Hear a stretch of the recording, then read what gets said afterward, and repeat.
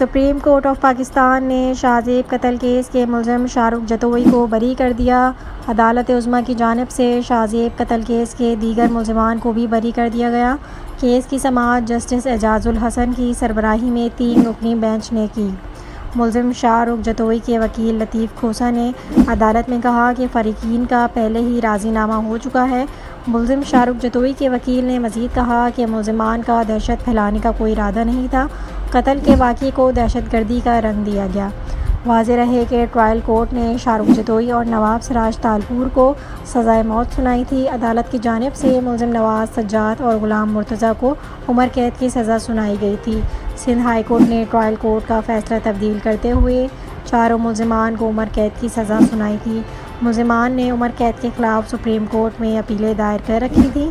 یاد رہے کہ کراچی میں 25 دسمبر 2012 کو معمولی تنازع پر شاہ رخ جتوئی نے اپنے ساتھیوں کے ہمراہ شاہ زیب نامی نوجوان کو فائرنگ کر کے قتل کر دیا تھا۔ واقعے کے بعد شاہ رخ جتوئی دبئی فرار ہو گیا تھا، جہاں سے گرفتار کر کے اسے واپس پاکستان لایا گیا۔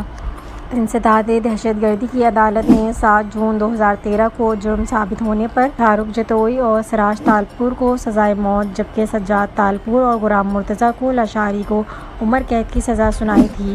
بعد میں سابق چیف جسٹس آف پاکستان میاں ثاقب نثار نے مجرم شاہ رخ جتوئی کو سہولتیں فراہم کرنے پر لانڈی جیل کے سپرنٹنڈنٹ کو معطل کر دیا تھا۔ انہوں نے لانڈی جیل کے دورے کے دوران شاہ رخ جتوئی کو ڈیتھ سیل منتقل کرنے کی ہدایت بھی کی تھی۔